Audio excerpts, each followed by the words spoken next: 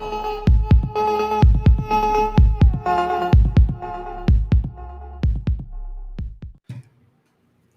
my God! Oh my God! Oh my God! I don't know what happened there. We almost missed the cue, but CPT. that's what we call it, CPT. CPT.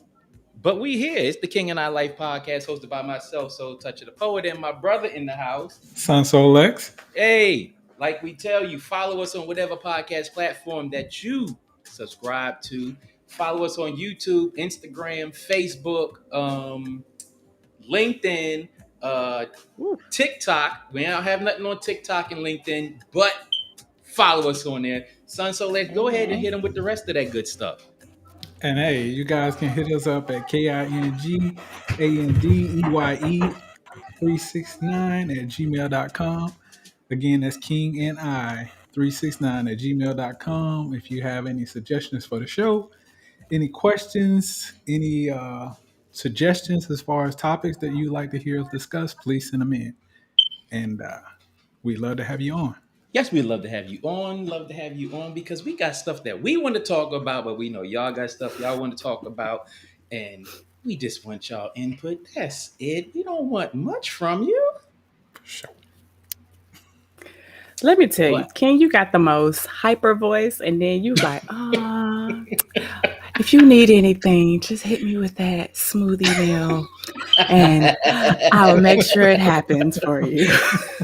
Hey, this is completely a no judgment zone. Oh, my fault. Not judging. I'm just saying. You just like, yes, get him hype, get him hype. And he's just like, and let me hit you with this smooth melody, girls. Let me take you to the. If you need me to answer any questions for you, I shall, and give you all of my sultry voice. Yes, yes. I'll take you to the promised land.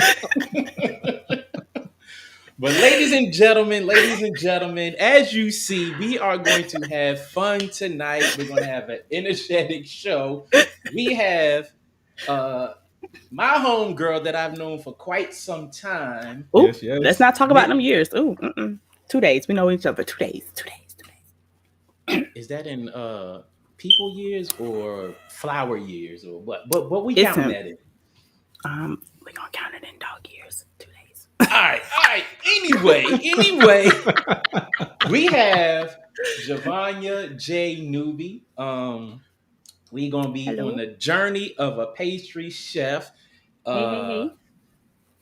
So hey, let's Son, so Lex, you got the intro or you want me to get it? I'll let you get it. You got the energy for it. Joining us tonight is pastry chef Jovania J. Newby to talk about the culinary world and what it's like to be a training chef in the wide world of pastry. She is also the founder of her own business, Artfully Baked Cakes. Artfully Baked Cakes, ladies and gentlemen. We understand being in the culinary world can be a high stakes and high demanding career that you have to be on top of your game in order to be successful. Today, we will get an insight with Jovania as she talks to us about her journey to and in the culinary world. Yes, that's what we're doing tonight. Ooh, that was a mouthful. I feel special. Hey, you are special. Oh, thank you. You are very, very special to us for coming on here, and you are special in your craft and to all of those that you touch. Well, thank you so much. Y'all are sweet. Hey. Well, all right. That was a nice intro. I don't think I could do nothing better than that. Well, you can do better by tell us about yourself. So tell us about yourself. All right. I'm a native of Norfolk, Virginia. I have lived in Georgia, Texas, North Carolina, up and down the coast.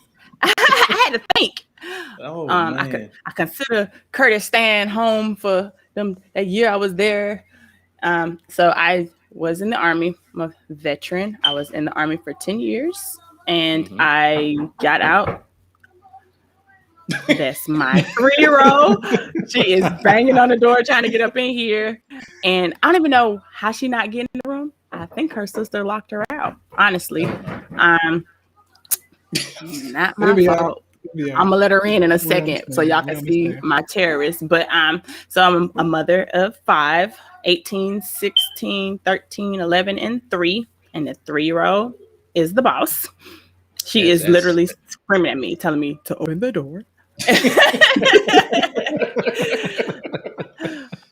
I have a big family of them. I actually just got to go see them this past weekend where we had a family reunion / birthday celebration for my late grandmother, Evelyn. Okay. And single, ready to mingle, ready to get it down. No, just kidding. I like how you try to slide that under the radar. But hey, y'all heard that. She said it. I'm not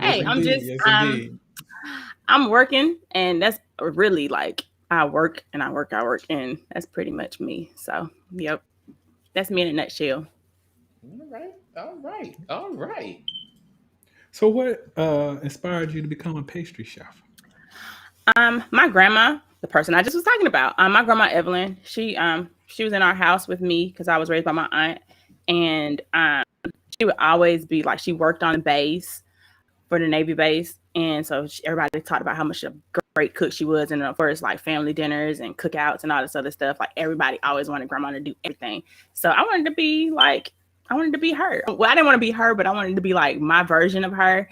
And so I started like throwing stuff together when I was younger, and my aunt used to joke me because she'd be like, "What is that?" And so like I literally would, my first thing I remember making when I was 9 was like this peach cobbler that was like peaches and all this other stuff, but instead of using like cobbler stuff, I put bread on it. It was day-old bread. And I like tossed it in cinnamon sugar, and I was turning it up and put it on top, and I baked it in the oven, and it was so good. But I know they probably was like, look at peach cobbler now, be like, that ain't no peach cobbler. What was that? I don't know what it was. I just know it was good. And so, like, literally, I wanted to be a lawyer. I did. I wanted to be a lawyer. I wanted to help people. And so when I was in school and we were having our group discussions, one of the police officers was like, "What are you doing this weekend?" I was like, "Oh, I'm baking a cake." And he was like, "Oh, that's so nice." I was like, "Yeah, I'm making it for my friend so and so." And then he was like, "Okay." So then like that happened for like 4 weeks straight. And he was like, "Yo, what are you doing?" I was like, "Duh, this is my path. This is my plan. I wrote it down. It's on the list." And then so he was like, "Nah, man, I think you need to go to culinary school." And then like we had a big discussion about corruption, and I was like, "Yo, I don't think I want to do this. Like, I don't want to deal with this at all."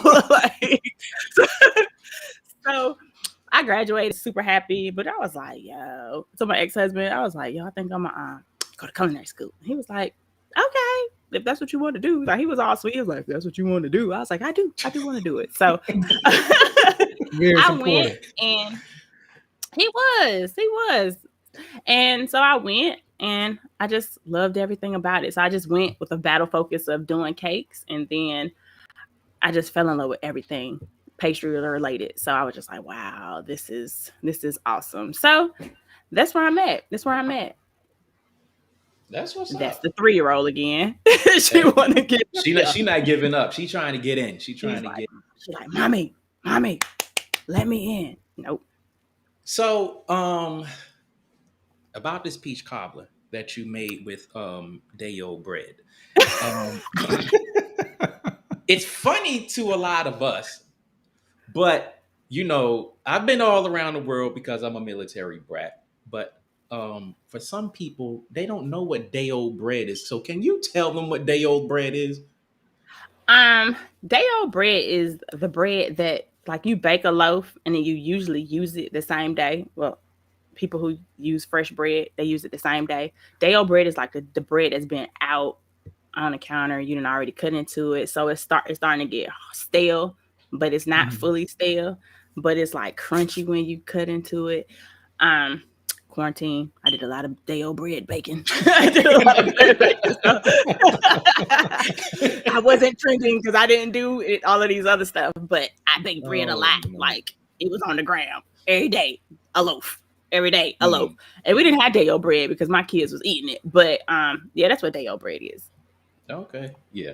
I just wanted people to know what that was, just in case they was like, "What the hell is day old bread?" I'm like, I go to the store and get a loaf of bread, and it be sitting there for like 3-4 days. You should actually put your bread in the refrigerator. It'll last longer.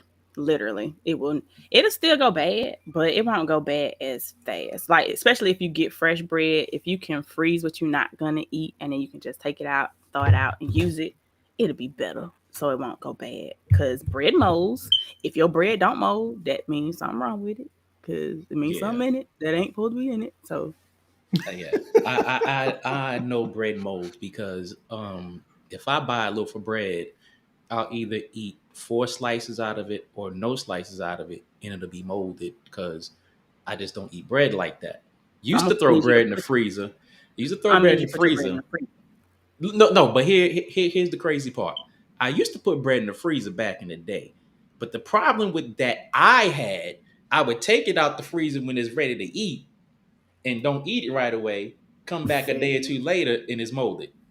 See now, what I'm gonna need you to do, Mister I don't eat bread. You get your loaf, you divide your portions, wrap those, freeze them, and then you only pull out what you need. That's a life hack. Hey, we got a life hack from the pastry chef.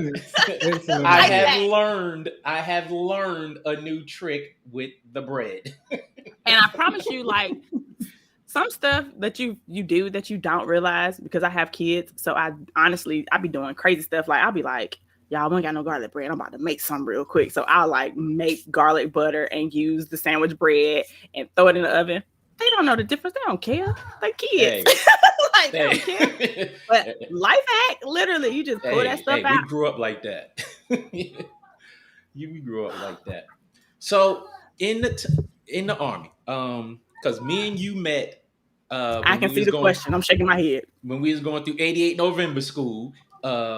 So you shaking your head no. Why didn't you think of being a cook when you went in the Army?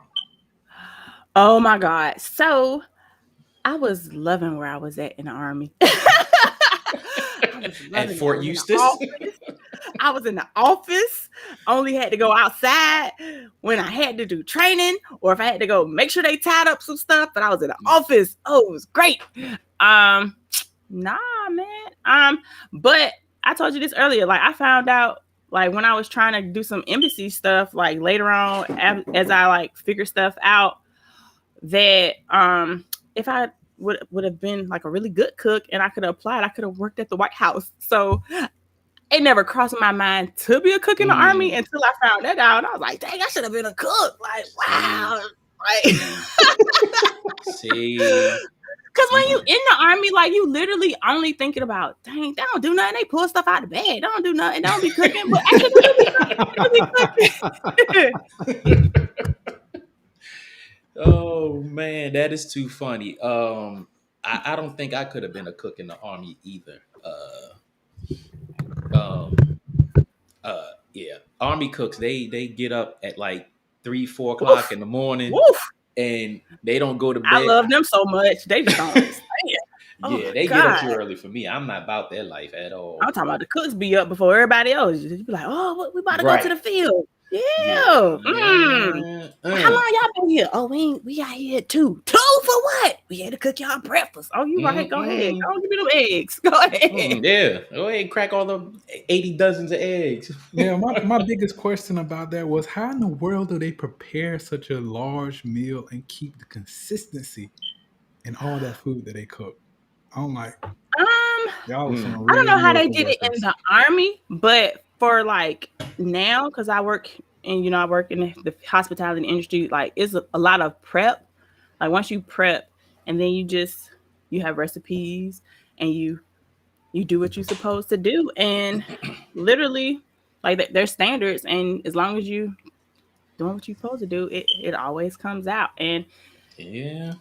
Hot holding is a thing, and serve safe is a thing. As long as you do what you're supposed to do, it come out right. So that's Look always here. fun. Look here. I ain't about that life. I ain't about that life at all. I'm not doing it. I am not doing it. They get up too early. They cook too much. But the one thing I can say about cooks in the army, military, or whatever the case may be, is it ain't too much complaining about the food. No, because the food was from what I ate, because I didn't eat too much when I was active duty either. But from what I ate, it was always good. And then, Mm-hmm. like, if you didn't want the liquid eggs, because that's what it is, liquid eggs, Mm-hmm. liquid egg, you can get an omelet, and it's real eggs. They cracking the eggs, Yeah. putting on the Yeah. thing, and man, that was the best thing. They be like, what you want on your omelet? I don't want nothing. I just want some green peppers, some mushrooms. Literally the best omelet in my life. I be like, God, where y'all get this omelet skill from? Oh man, And that's they just be rolling it like it ain't nothing. Like that's what I'm saying. Like, oh, when you learn to do that? Oh God, you should work at the IHOP. You know, when you saw IHOP with the bomb, and now all these other real restaurants come out. I mean, I have a real restaurant. Let me not say that, but no, like it's like breakfast shops. You be like, yes, this is the best. Yes. mm-hmm. They be mad at me. I be like, I need 1 egg, please, because I don't eat eggs. I was like, hey, ma'am, can I cut my 2 eggs to a 1 egg? Yes, ma'am, totally. I'm like, okay, thank you. So we know that you wear many hats. We know that you're a professional chef. We know that you actually have a career in the field. We know that you're a mother. We know that you are someone who's very handy when it comes down to that pen work, meaning poetry. And we know that you have, a book on the way. It's not on the way. It's out. It's out. Oh, so, okay. I stand corrected then. That's what's up. It's out. It's out. It's out. It's out.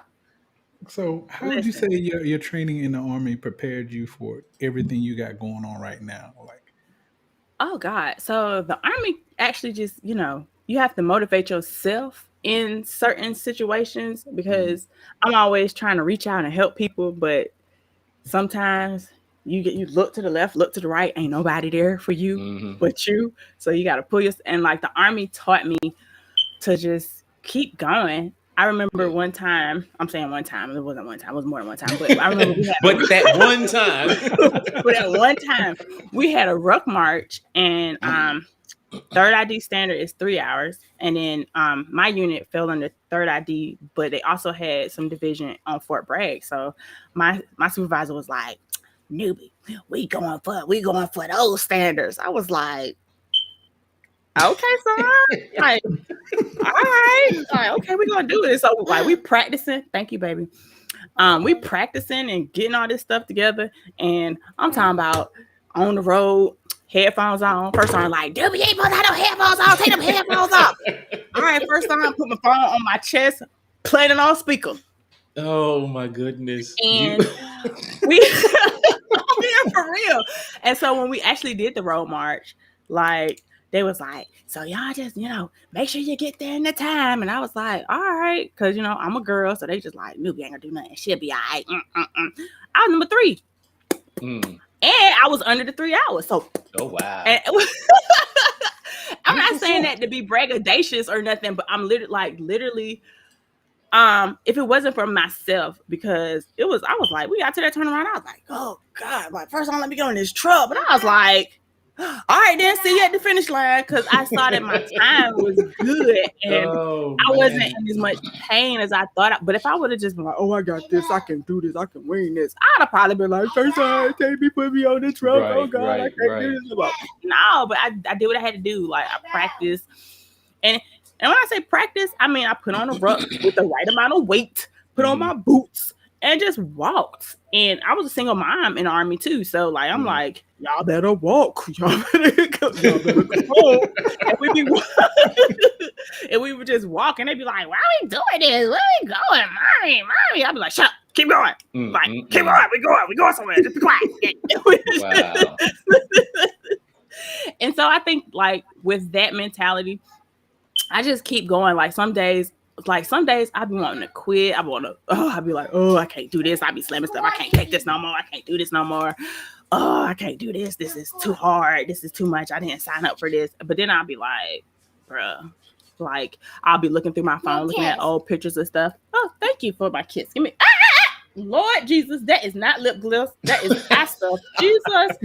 And I'm so sorry. But okay, we understand. Trust me. I would want to give up. Star. And I would. Yeah, she's cute. Oof, that is not cute, but it's cute at the same time, Moana. Okay, get down, please. Get down. You making me miss my point. I would just go back. Like one time I was doing a cake and I promise I was like screaming. I was like, this sucks. I don't know what I'm doing. Why am I doing this? Why did I do this to myself? And my son was like, Mommy, you've done this before. You got this. And I was like, let me walk out the room real quick. Go in the bathroom and be like, What's up? and I'll go back and finish and that'd be so good. To me, if I don't think it's nice, I don't want to give it to you. And right. And like, unfortunately, like I had a cake where I thought, okay, it's okay. It looked right. It looked like the picture, okay. But then the lady was like, nah, I don't like this. I don't like this at all. And I was like, dang, oh God. But that's only happened one time. Mm-hmm. Because I pride myself in taking care of, because I'll take care of people how I want to be taken care of. I want my cake to be right. I want my cake to come out right. I want my cake to taste right. And so, like, that's pretty much where I'm at. Okay. So, your business, Artfully Baked Cakes. So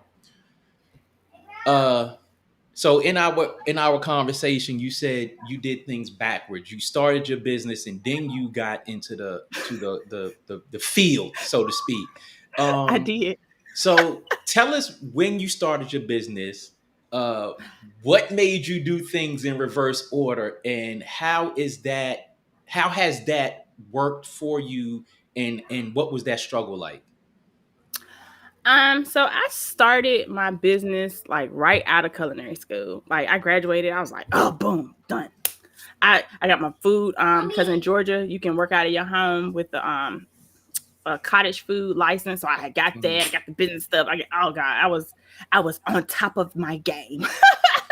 But like I said, when I went to culinary school, I fell in love with every aspect of pastry. And I was nervous. I was like, what if my business don't make it? And I want to do other stuff than just cakes. And so I literally like tiptoed myself backwards when I actually didn't need to, because I was still doing cakes and everything. But where I applied to work, I was like, oh, I can do everything there if I like give myself a chance. And so when I applied, I didn't think I was gonna get it. I really didn't think I was gonna get it. But then I got it, and it opened me up to be able to do everything I wanted to do. I was able to do plated desserts. I was able to make ice cream. I was able to make cakes.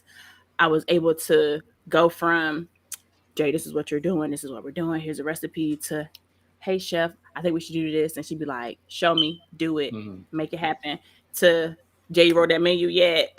When we tested these desserts for this ice cream that you said you want to make. And the fun thing about it was my old executive chef, like on Sundays, we call them the Sunday Throwdown, because we clean the coolers and we'd be about to get rid of stuff, and we would just do specials, and it would be like a tasting menu where everybody we call it our chop special, because everybody would pick a protein. Everybody would like pick their size or whatever, and we all make something. And at first, chef didn't think that I wanted to participate because I was the pastry girl. And I was like, the pastry girl don't want to do nothing. But then he was like, this girl can cook. This girl can cook too. Oh my God!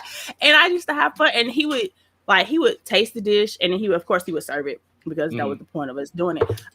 But he would give us feedback to make us better. And the only reason I was like, oh, chef, I want to do it too, is because I was like, my sous chef was like, Jay, don't be in a box. He was like, just, he said, yeah, you're the pastry girl, but you can do everything else. And so I did. I learned garmage. I learned how to expo. I learned saute. I learned the fry station, and it made me more well-rounded to be able to one, if we was in the can I say shits on the show? Like if Yeah. he was Yeah. messed up, You I'd be able to jump in and help. Right. And then but two, it just helped me more than just more than just the pastry girl. I make Right. the cakes, I can make the bread, but I can also, if you need me to, I can drop a hamburger or drop some fries, or I can drop the fried oyster basket or whatever it need be, and I can of course make the salads and make sure the salads is blah blah blah blah. And so so that was backwards, but I never stopped making cakes in like when I was still working, and I worked full time. So that's the fun part of it. But also, like, when we're busy, and I'm just like, oh, okay, I can still do a cake. And no, girl, you can sleep. You can do that cake if you want to. You can be tired, but I would still do it because I love it. I love it so much. So, if you could do it all over again, would you do it the same way, or would you go into the industry and then start your business?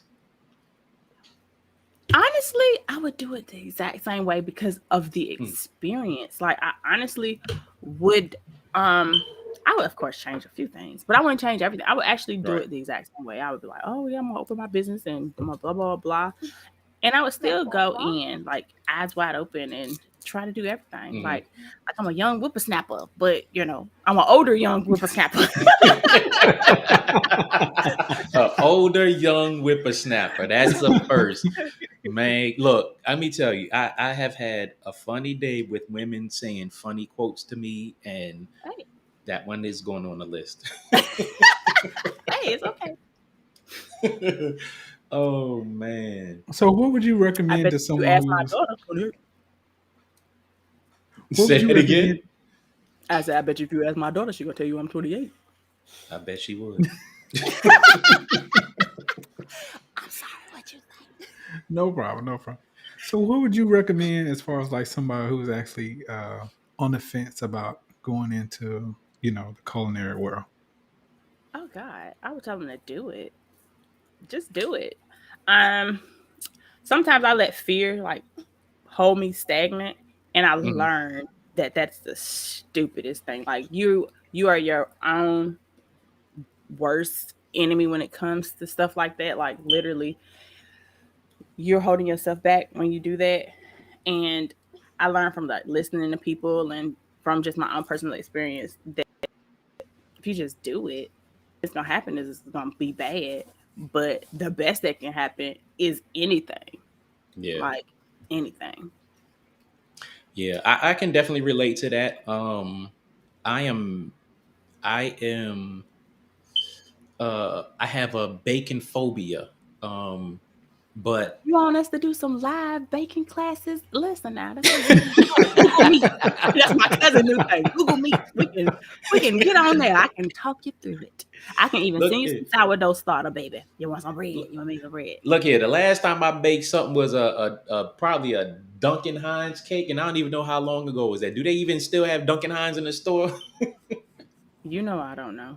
Oh my bad, I'm asking the wrong person. My bad, I forgot. Talking to a professional, man. Right, you do everything from scratch. What does a cheat day look for you? Like for you? That they probably do. Listen, my daughter told me one time we were in the grocery store. She was like, "Mommy, I want this," and I was like, "Oh, that's nice." I said, "But I can make that." She was like, "You busy? Let me get this." I was like, dang, that's like an insult. Dang, I can make it. And like I used to tell my friends all the time, I was like, friends don't let friends buy grocery store cake. Why are you gonna go to the grocery store when you have your own personal cake lady or a cake lady that I know or a cake guy that I know? Like friends don't let friends buy grocery store cake. And ain't nothing wrong with grocery store cake if you like to eat it, if you like the texture, or you like the taste of it. But why go to Publix when you can go to Jovania? Why go to Walmart? Because I would never tell nobody to go.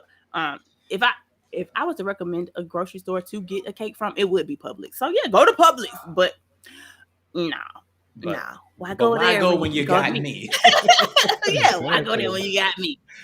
So no. I think the best part about them is they always got stuff. Like they always got cake. Me, no, I need some notice.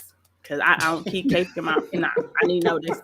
You're gonna get fresh. You're gonna get fresh. You're gonna get my best. I'm gonna put my all in it. So put the So love in it, as they say. yeah, put your foot in it and all that other stuff. So hey, in as it pertains to your business, how hard was it for you to start your business?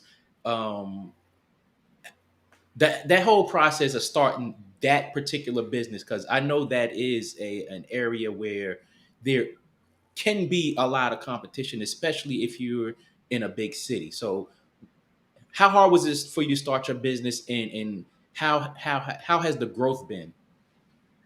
it wasn't hard for me at first because I lived in Pooler.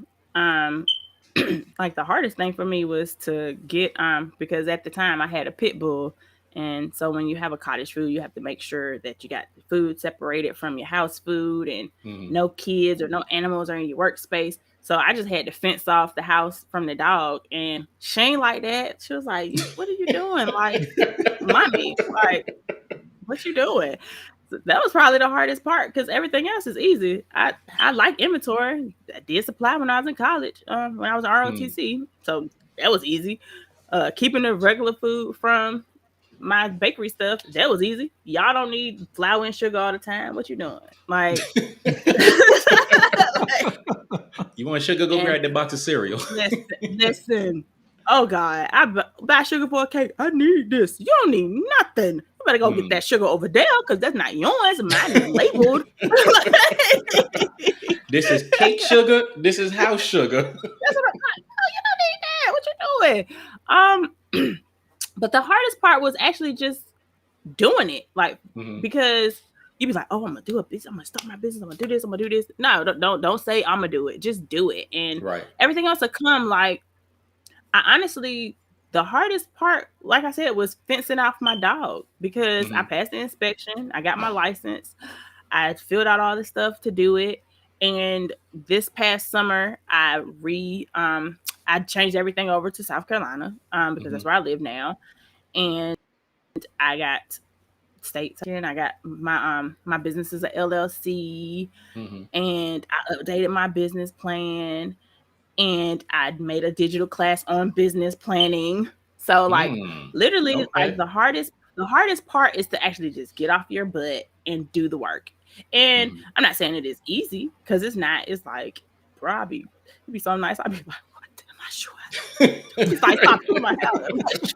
Am I sure? Am I Oh sure? Am I man. sure? Because I could be like, oh, I could just be somebody employee. I want to do this. I want to think. I want to think. I want to Mm. think. I want to budget. But that's the funny thing. That's the part that I love so much. I love the budgeting. I love Mhm. the filling out the paperwork and making sure Mhm. people's stuff is right. Like, honestly, if I could clone me, I would make like 3 more me's because all of the parts of a business, I love it. I love the business part of being in the business. I Mhm. love baking the cakes. I love that part. I love decorating the cakes. Mhm. So I need like 2 more me, and that'd be like a complete me. She said a complete me, Complete as if me. she's not complete already. I'm just saying. I'm just saying. Oh It'll be man. more to go around. Like, because as much as I try, there's only 24 hours in a day. You can't. Yeah. It's been some days where I would have like work, and then I would actually have a cake order that's a big cake order, and Mm. like I like to space stuff out, and sometimes you can't space it out, and then you trying to do everything, Mm. and like a day and a half. And that's a no sleep day. And then you wake up, you be like, oh God, don't be late Mm. for work. And you rush to work. And like I have a boss that has the patience of a million because I'd be like, oh, okay, She's- and running out. Like, what's wrong with you?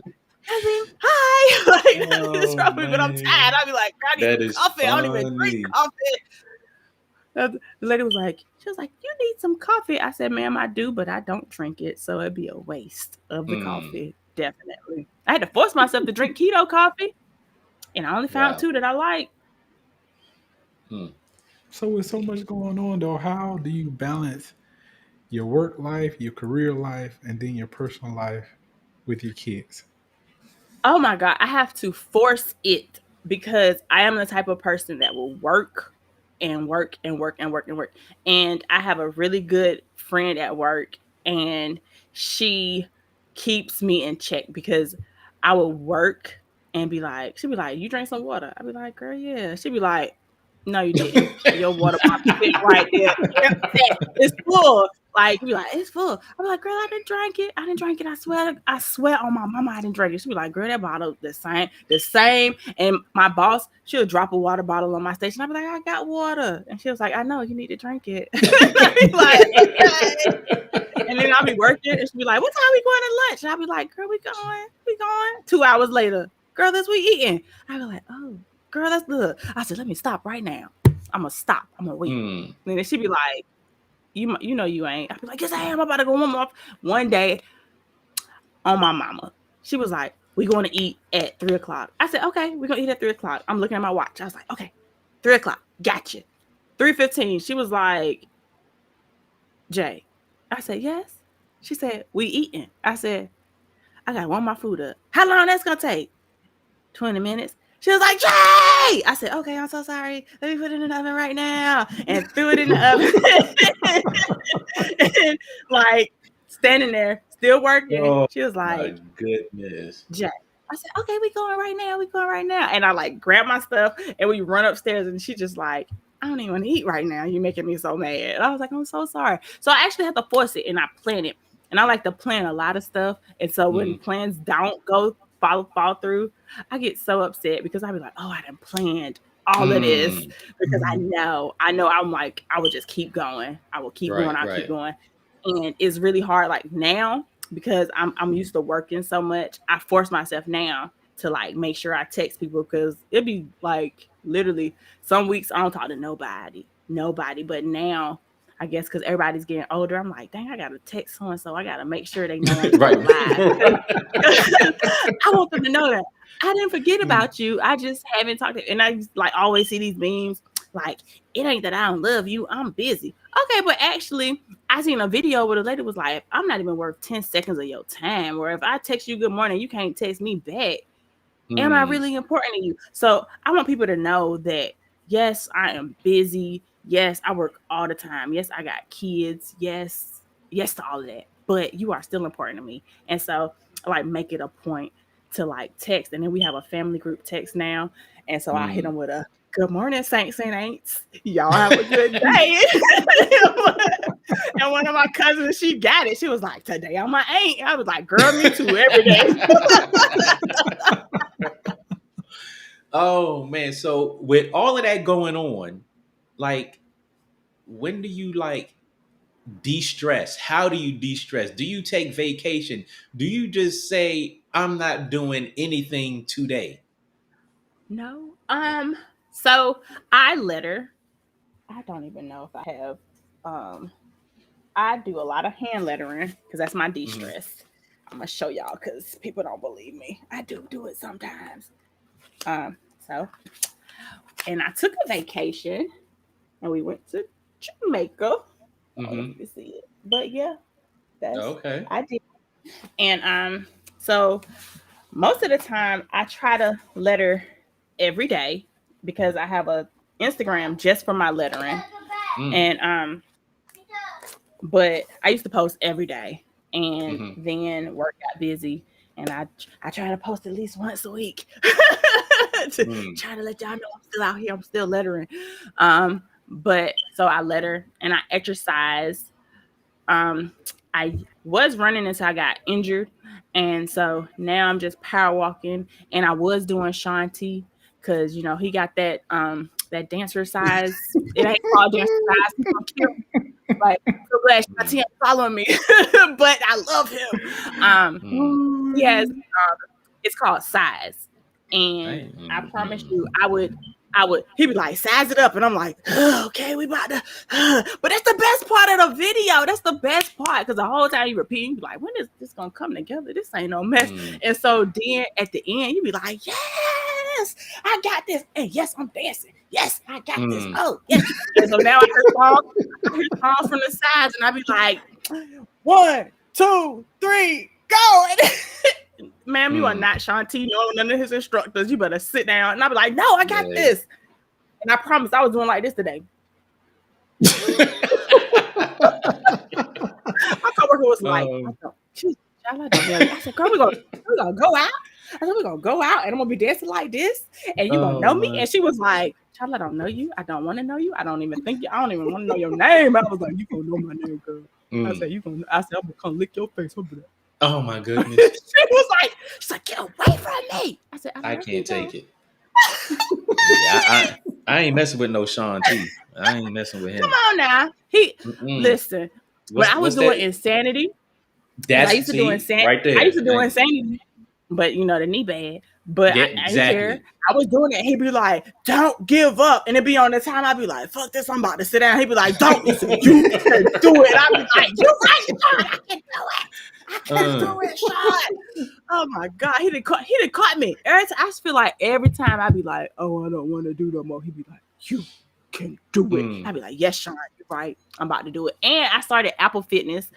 I can't even think of the instructor name, but I did yoga. Never did this is like an active yoga. And I was like, oh yeah, I got this. I can do yoga. I've done regular yoga. No. This energetic yoga, won't no joke. And I was like, oh God, okay. But it was so good. So I give my shouts out to Apple Fitness because I got to do some more stuff. Like I didn't see some dance videos. I was like, I'm about to jump on that.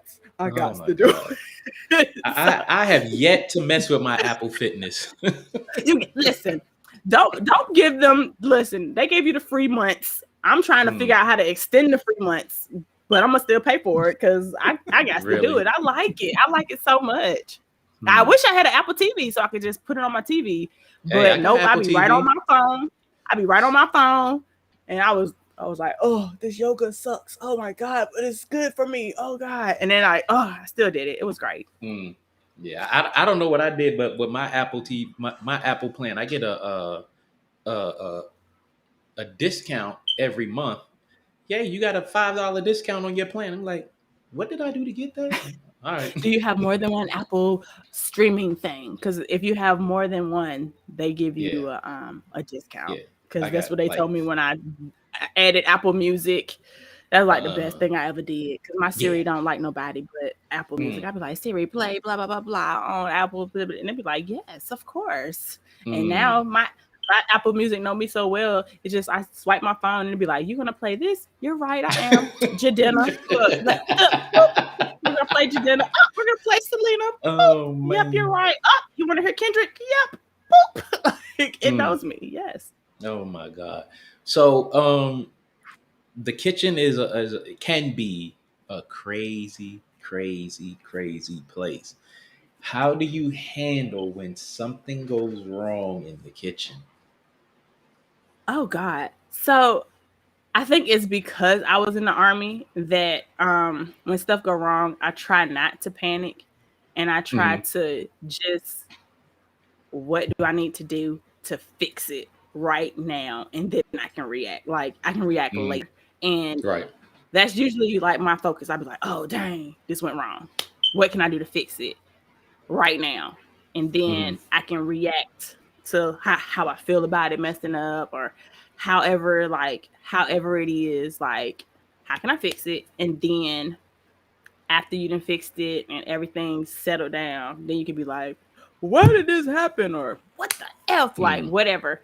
And I remember it was a couple years ago, we had a 4th of July function going out. And we were happy because it was like a giant function. We done had so much stuff. And it was like, okay, great. Yeah, good to go. And then I walk outside because they forgot something. And I see our crest core go from this to...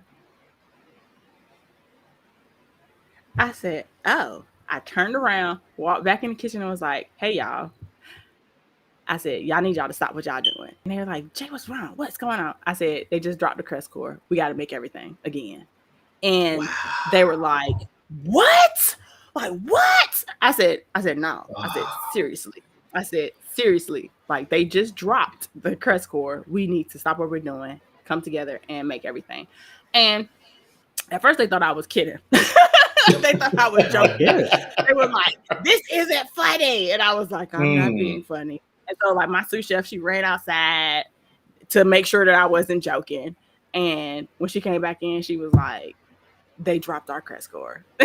So, but by then we had already started making stuff and figuring out what to do. She got on the phone and called the executive chef, and we worked it out. It wasn't everything that was on the menu, but we worked it out, and that's all that really matters at the end of the day. Like the guests never knew that we had any issues, you know? So like, I think to me, that's the most important thing when it comes to anything. Like, yeah, you might feel some kind of way about it. Definitely gonna feel some kind of way about it. But at the end of the day, is the guest gonna know? Like, if the guests don't know, then yeah, you're great. But if the guests know, you done messed up because the guests ain't supposed to know at the end of the day. Rhonda Brown says, that's my sissy. Hey, Rhonda! I love you, girl. And that is my sister. I love her. Oh, man. So what do you do when you have a situation where you maybe bake something, but you realize you left out a key ingredient? Oh, God. You actually find out when you bake something after it's baked and then you go to taste it. And it's wrong. And breathe. I baked a cake once and I have a sensitive tongue. So it's really funny because I baked the cake and I've read the recipe. I've went through this. I was like, oh, yes, this is going to be great. And the baking soda amount in this cake was more than I was like, this is fine. This is from a professional. This is going to be great. I tasted that cake. All I tasted was baking soda. I was like, I said, I said, we about to use something else. And I had to, I second guessed myself. I honestly was like, what the F did I do? I'm looking at the book. I'm looking at the recipe. I'm looking at the cake. I said, I know I didn't scale this right. So oh my God. And I tasted it again. I was like, girl, taste this. I said, Kim, taste this. Just taste this. She was like, what is this? I said, this is the baking soda. I said, look at it. She was like, girl, no, we ain't gonna use that. I said, no, we ain't gonna use that. Nah, And so usually, like I said, you find out at the wrong time, or you find out when you're mixing that you missed the key ingredient and a step, and you be like, dang, I wonder if I add it right now.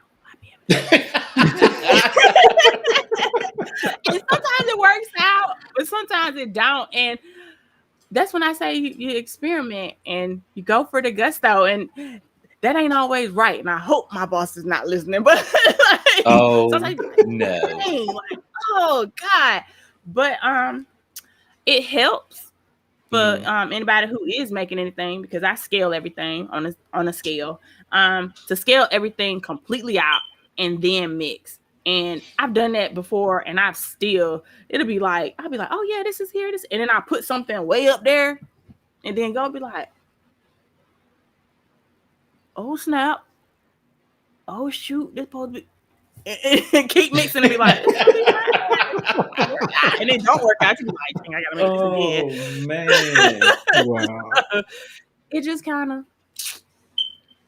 just kind of depends on what it is, because some things you can salvage, some things you can't, and you just when it don't work out, you be so mad. I'd be so disappointed. I'd be like, dang, I've been doing this how long, and I done messed up something this simple. Oh God. But then sometimes you be like, that worked. Oh, shortcut.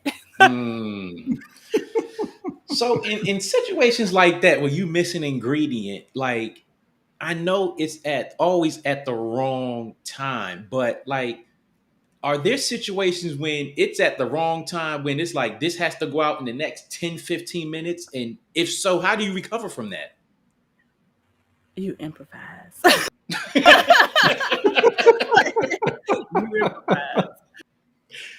Oh God. We've had some crazy moments. I have crazy moments for everything. Can you turn the light on? I've had crazy moments like where we've needed something, like we've needed some bread for an event and it's frozen. And you'd be like, oh, I just need 5. Like, can you give me 5 extra minutes? I even bring it to you. Like, you whisper. I'm bring it. And they be like, no. I remember when I was pregnant with my youngest daughter. High risk. I wasn't really that big, but to me, I was huge. I was like big as a house. And they'd be like, hey, we forgot. Da, da, da, da. And I'd be like, oh shoot. And I went from one side because the hotel is completely different from the building I work in, and I sprinted. I'm running past people. They like, Jay, stop running, you're pregnant. I was like, I'll be right back. And I'm running in the golf cart and zoom to my building, which is a 10-minute drive from the hotel, and get to the building. I don't even think I put the golf cart in park good. I like jumped off the golf cart running. My boss said, Jay. I said, nothing. Run to the freezer, pull out what I forgot. I think I forgot some ice cream or something, and run through the building again. I was like, I'll be right back. And he's like, Jay. And I was like, jump and go back in the golf cart and run through the building again. And somebody stopped me and was like, Jay, stop. You're high risk. And I was like, I said, I ain't got time for this. And I ain't got time for this. And ran to get to my function and like to make sure everything was good. And like when I walked back, I was in pain. Oh God. Oh yes. Because maybe why would you run? And you high risk and you go to the doctor 3 times a week. Ma'am, sit down in the corner somewhere. Goodness. And and 2, 15 people that tried to stop you from running, and you just like, I can't. She did that Heisman. Like, sit down and slow down for a minute. And literally, when I first found out I was pregnant, I didn't never like asking for help. That's an Army thing. Like, I hate asking for help. Oh, I can do it. I got this. And we got this giant 80-quart mixer. The bowl itself has to be about 70 pounds without anything in it. So you talk about whip stuff in it. And I would mule that bowl with a belly, and the table is like maybe, if I'm standing up, it's maybe like waist high. And so I would mule kick the bowl onto the table. And my best culinary friend, my brother from another mother, he said, if you do that again, I am going to fight you like you stole something from me. And I was like, what do you mean? He said, that is my niece in your belly. If you do that again, we are fighting. And I was like, but I love you. Man. And he was like, I don't want to hear that. And everybody would be like, oh, Jay about to lift that bowl. No. I was like, I need help. I need help. For the love of cakes. Like, I need help. Fine. You know, I need help now. Sorry. Oh, man. Wow. So we know that the kitchen is a very fast-paced, highly, everything's going off. It's like organized chaos, not always organized. But how do you handle the stress that comes along with that, especially when you're someone who's so particular about, the products that you deliver to your customer? Listen, I listen to music from the time I get up to the time, like I go to sleep listening to music. So music keeps me motivated, keeps me smiling, because people gonna be people. So when you see people, you be like, hey, how you doing? But I'm still playing my music, and literally it keeps me I call it my zen. Like it doesn't matter what I'm listening to. If I like it, I like it. Like it could be country, rock, rap, Latin music. It could be reggae. It could be anything. If I like it, listen. My iHeartRadio playlist is like 3 hours long, and it's like 80 songs, and it's all different. Like I'd be like, yes, that's my song. And all of them is my song.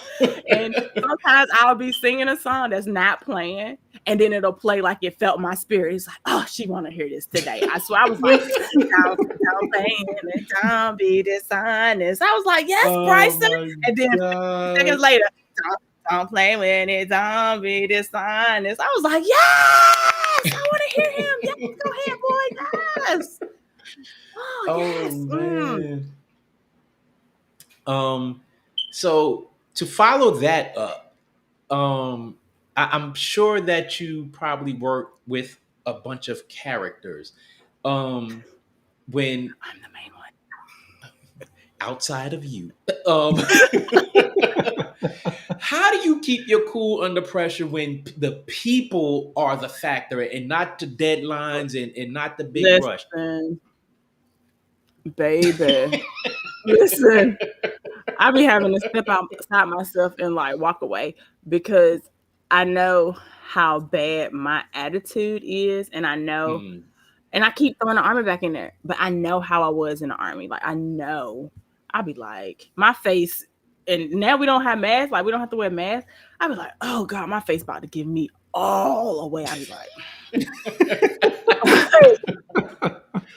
Oh, and then especially man. if you're like pleasant to someone and they're stupid rude to you for no reason, and you're like, I know they didn't.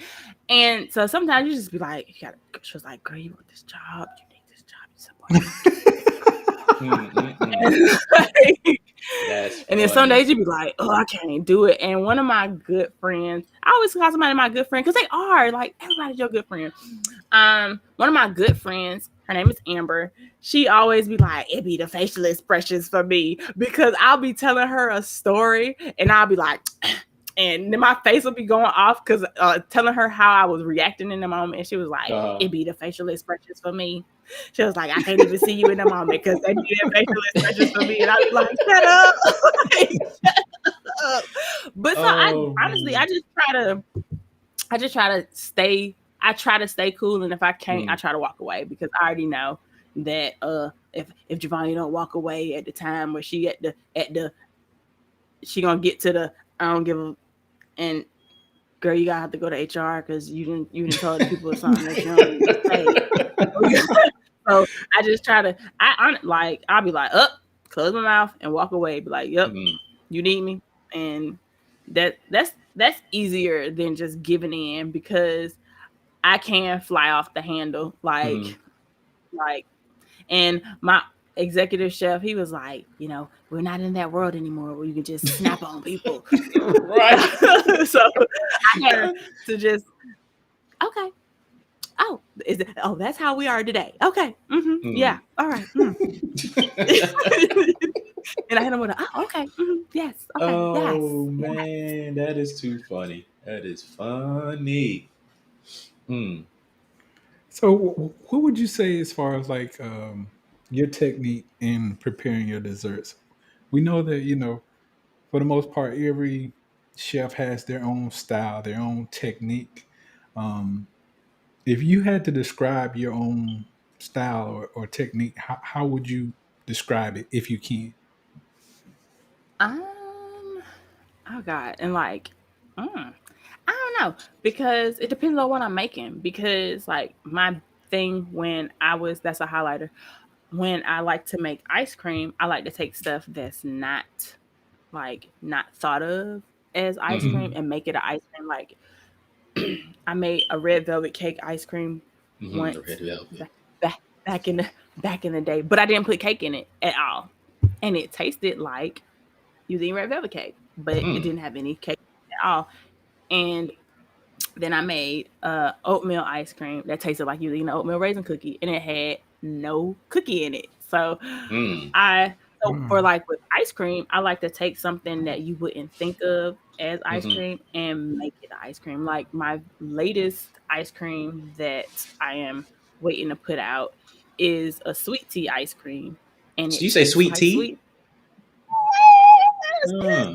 Never heard of it. I'm gonna need you to go ahead and get that together because as soon as you do, I'm making a road trip. It is so good, and they loved it. Like I had to do a trial because I'm not the boss at work. Right. I'm the worker. So I did some test runs, some trials, and chef approved it. And then we gave it to the outlet that it's supposed to be served in, and they loved it. And I was like, yes, oh God. Like you always fear that, something that you really, really are into is gonna fail. And fortunately, it didn't. I tried different 3 different methods to make the ice cream, and the first method was the one that she picked. So I was really happy about that. So that's what I usually go with ice cream. And then like I make bonbons, and I just try to be inventive, and I just try to be different with everything that I approach. Like when I do plated desserts, I do a lot of research. I sit on the floor. You can see my little library behind me, and I put all the books out, and I put my notepad out, and then I dig into the books.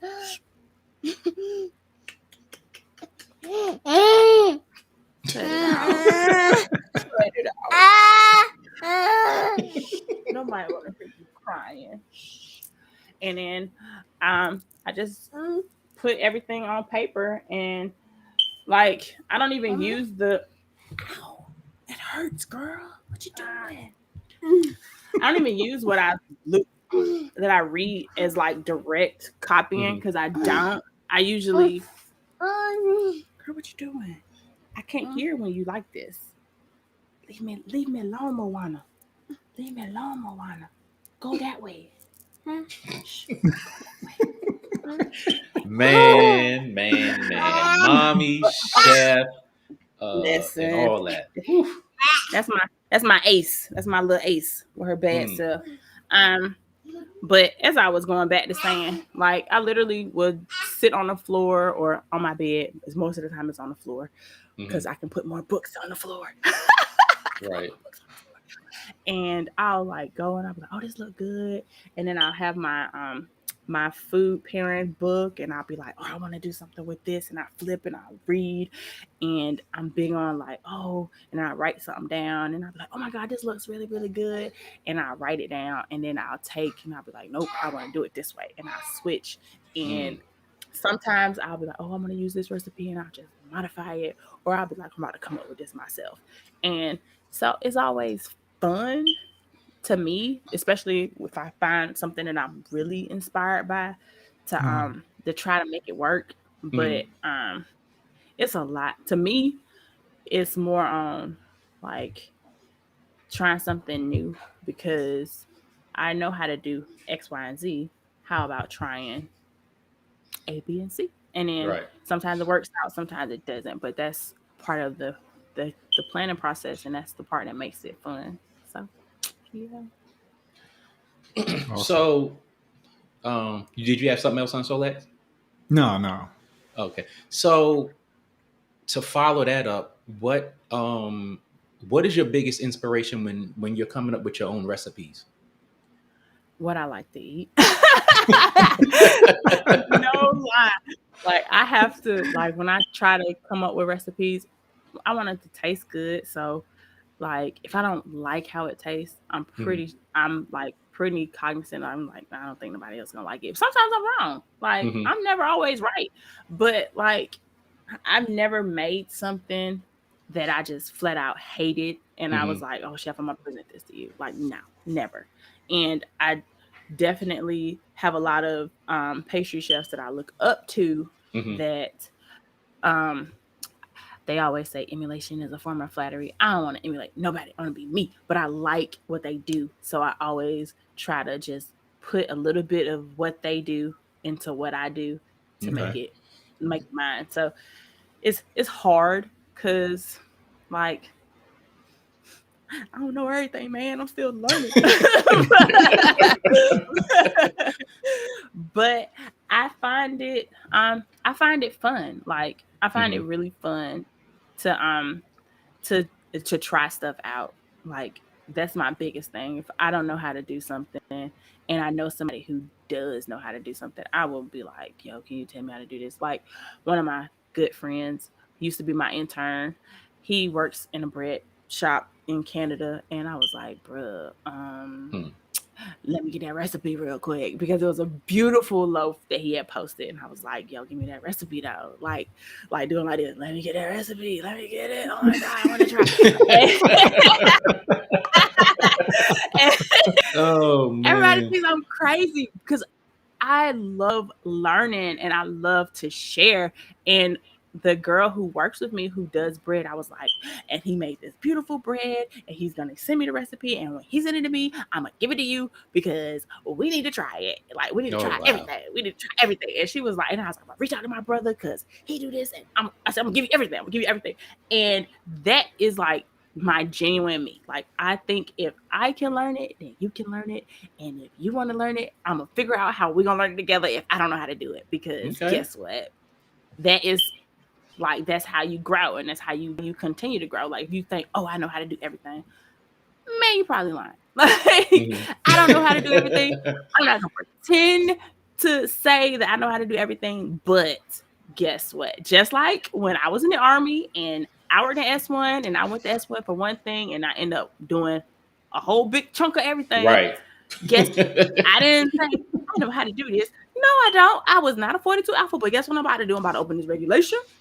Mm-hmm. I'm about to do some research. There it is. And I'm gonna figure it out. And that's what I did then, and that's what I do now. And I feel like that's what closes people off sometimes, because they be like, oh, I know how to do everything. Well, okay, you might know how to do that 15 years ago, but they doing it a whole different way. Like, and then I'm for real. And like, I had an intern, and that's why I'd be like, oh, sometimes titles don't matter, and like how long you've done something doesn't matter, because I learned something from an intern that I'd be like, dang, I know, like, this was the smartest. Oh my God, what was? We make shortbread, and we would put them in the bag one by one. He found a scoop, like a little ice cream scoop that they use for the bar. He found out that it fit in the bag. He put the cookies in the scoop, put the scoop in the bag, lifted the scoop out. Time. What? Now I'm doing that. Oh, yes, man, I am. you are hilarious. Now I'm doing that. No, you are not. No, I'm doing this now. I'm doing this, and I'm gonna tell everybody that you told me to do it, because this is the best. Man, that is too funny. That is too funny. So I have a cousin who's a chef, and I think he had. So let me ask you this: when you are, when you come up with your own recipes and you present them to work or whatever like that, is it a case where, like, when you present a recipe, they own the recipe that you brought to them that they end up using?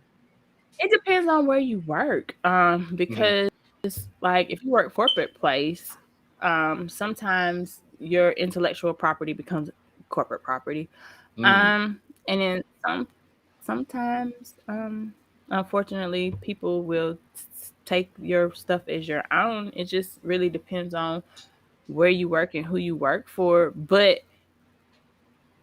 nobody could ever take the fact that it was yours first from you, which is kind of sad, but it's true. Sometimes it happens, and that kind of deters people from wanting to share their own recipes, Right. But it's part of the game, unfortunately. Yeah.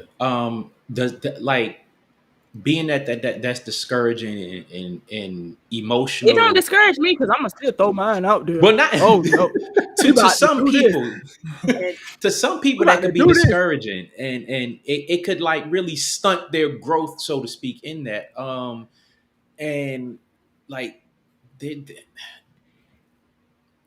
how does the average person get around that issue to where it's like, this is my recipe, I brought it to blase, and now it's their intellectual property, it's no longer mine? Is there no way that you can, like, trademark, copyright your recipe to where it's like, okay, if you use my recipe, I get paid, or it's just a free for all out there? It depends on where you work, but not where I work. Like, where I work, if I present it to chef to use, then it's going to be ours, the team's. Okay. Like, and I would just say, if you want to get paid off of it, don't use it, because you have a boss. Right. Not for nothing. Like, you have a boss, and if you're coming with the recipes together, then let your boss come up with a recipe, and then you can keep yours and make a cookbook. Okay. But that sounds so blunt and sad, but that is real. Like, but my thinking is, if it's yours, everybody who works with you knows that it's yours, and you are getting paid off of it, because if it's good, it's going to sell. And that means your boss is going to always come back to you to do something else different again, like to do another menu item again when it's time to change the menu. And to me, that made more sense than, well, I want to get my how much ever for this recipe. Nah, I want, like, I made this, yeah, okay, it's for the benefit of the whole team. And is it selling? Right. Because if it's selling, then yes, okay. But if it ain't selling, but dang girl, like, you need to go back to the drawing board and start over. Like, nah, you that's trash. Let's start over. It's So with sad that, but true fact. with that being said, then have you ever considered putting out your own special book of recipes? So I made a quick ebook. That's the one that you have out now. It is out. It's a digital ebook. When if you go to my Instagram and you go to my link tree, it's on there for to get people to be interested in my business planning course. So I don't have a full cookbook, but I was told by one of my good friends that if I had a storefront, she would think I was the hardest person to work for because I am so particular about a dice, because a dice is a dice, and whatever she was doing was not a dice. It wasn't. And she also told me that I need to make my own cookbook, and that's the only book that I have not like thought about ever doing. I feel like I wanted to do a family tree cookbook, like take my grandma's and my aunt's old recipes and put that together. Unfortunately, like that didn't happen. We just have the memories of like what that, because my aunt would be like, you just taste it, you taste it and it's gonna be good. I'd be like, I don't know how you make so and so, and da da da. She'd be like, girl, you put this and then you do this and then you do this, and then she's like, and you taste it, and I'd be like, okay, I'm gonna taste it. She was like, no, and then you taste it, and then you taste it again, and then like my aunt, the only person on the whole world I know that'll season her chicken and then taste the seasoning off of raw chicken. That's salmonella. Damn. You got it down. You making sure the season right. She was like, girl, shut up. It's fine. I was like, okay. Man. Eat this chicken. Lord Jesus. That is hilarious. That's hilarious. But so a cookbook is a book that I have not ever considered, because I was like, who want to take my recipes and use them? But I did do that one little snippet. It was a fall inspired cookbook / ebook where it's one of the cakes that I have on my wedding cake menu. And so it's so that's there. But no. I don't know. I feel like if I were to do a cookbook, it would be very, very vast, because I like to make a lot of stuff. So I like to make a lot of stuff. So it would be interesting. It wouldn't have any savory stuff in it. It would be like cakes, cookies, ice cream. But it would be interesting. Macarons. It would be interesting. It would be interesting to see like if anybody would actually be interested in what I'd be making and stuff. I'm sure there would be a market out there for you Definitely. Doing a cookbook. Definitely. I mean, you just got to do it. That's one of the things you just got to do. But I have one more question as far as your recipes and presenting them to where you work at. Like you said, if the recipe works, the whole team wins, and that's pretty much the overall goal. But do you get directly compensated from situations like that, or is it just hey, the whole team wins? It's just the whole team wins. Okay. Which is good though. Like I feel like if we're winning, then it's good things. Good things come out of the whole team winning. Yeah, but I'm just like, if I give you my recipe off my brain. If you want to keep your recipe, you put it towards your business. Don't put it towards the corporate plan. That's what my head would be. Like, King. You got to keep it like, hey, you got to keep it 100. Like, Chef, I ain't got no ideas. I ain't got no ideas. And then you be like, Uh, but on my I, side hustle, I'm using this recipe to do my catering jank. You know? I just a little old cook. Mm-hmm. I don't got no idea, chef. I don't know what to do. Oh And then you be man, sauteing it up. that's funny. Girl, what you think about this? Oh, you want to order this? You want me to work for your wedding? This how much it costs for me to plan your wedding. Come on now. You got to think about the whole team. Right. Yeah. I mean, unless you're like me, like I'm a part of a big team, and then I'm a part of my little teeny team. My teeny team is me. And then my daughter, my daughters, they help me deliver cakes, but they don't be making nothing. They just be like, "Mommy, what time we gotta take the cake, mommy? Oh man, mommy, what time is this delivery?" That's all they be worried about. They be worried about their little chump change from their deliveries. They be like, "Oh, what day I get paid? What day I get paid? Girl, come on! I want my pocket money." Don't talk. My daughter know that she be like, she was like, and I help my mama deliver cakes. Why are you telling the people that? Why are you letting the people know the people? Hey, child labor laws. Like, Hush. Because I do deliver cakes and I help my mama set up a whole buffet. Why are you telling the people my business? Girl, look, you know you ain't old enough to be working. Right? You're not working, them is chores. Hey, ma'am. Shh. You're not getting paid. This is allowance. Oh, no, that line wouldn't even work with my children. I feel like my children are more entrepreneur than me. They was like, what? How much I get paid for this? How long we gonna be doing this? And the schedule will not deter because I got something to do after we finish. Oh man, you got a whole life, and I'm like, I'm about to go to bed. This my nap time, bedtime. That's funny. So, how do you ensure the presentations of your cakes, as far as like specific clients? How do you make sure that they're exciting and beautiful in a way that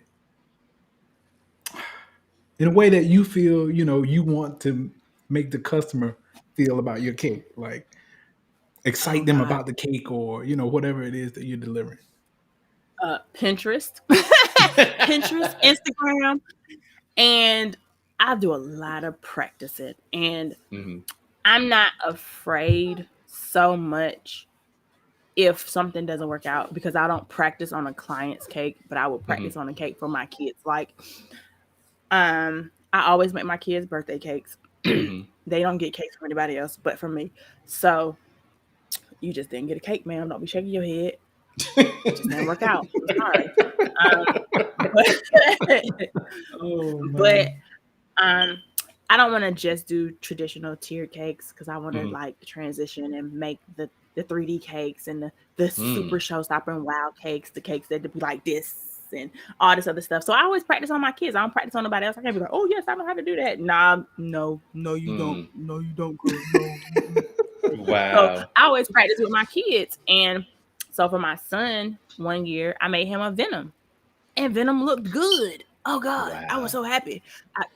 I should look it up on my Insta because I don't have it on my phone. I mean, on my But we made Venom, and it was so cool because like he had a tongue and the tongue was leaking and he had the teeth, and like my daughter was like, "This creepy thing, what you did?" I said, "You see the picture? I did Venom. I made Venom," and it was so cool because it was the type of cake that he liked. He loves chocolate cake. Now he don't eat chocolate, but and so, and then of course, like I said, off camera, I said Amazon is my buddy. I make sure that I have very nice cake stands for presentation. Like I said, I like to do different techniques. I'm about to get into making rice paper stuff because that's trending now. I like to make sure that I'm trending and follow the Pantone color of the year every year. And like, it's literally just trying to ensure that you stay on top of things. Like, you literally, like, if you try to do a technique from 3 years ago, they're going to be like, girl, that cake is 15 million years old, because cake world is always moving and people are always doing new things. And man, I will look at somebody's video and be like, girl, how you do that? How you do that? And then I'm gonna try it because guess what? I want to be able to. I want to be able to be a trendsetter. I don't want to follow nobody's trends. So the more that you do and learn and grow, and you're setting yourself apart because at the end of the day, you either gonna set yourself apart or you're gonna be following, and you can only follow for so long before you get your wings and fly away. And I wanna. Hey, I want to be like, I got that cake from Jay, and this is custom. And you're right, it is, because I'm gonna sketch your cake out, and I'm gonna make it how I sketched it, or I'm gonna make a little modifications, or whatever. But you're gonna love it, and literally, like that's it. Like I'm literally like I'm always looking. I'm always in the search on Instagram because I follow enough cake people, or I like enough cake stuff that my search is always either cakes or lettering or macarons or bonbons. So it's literally like, oh, this looks awesome, and how did you do this? And I'm trying to at least know a little bit. I don't gotta know it all. But I want to be good at what I know. I want to know something. So yeah. What's up, Ben? Glad you could join us. So when it comes to you making your cakes beautiful, exciting, and stuff like that, like what is the most, I would say, eccentric cake design that you've made so far? Oh God, I don't know, because I've done.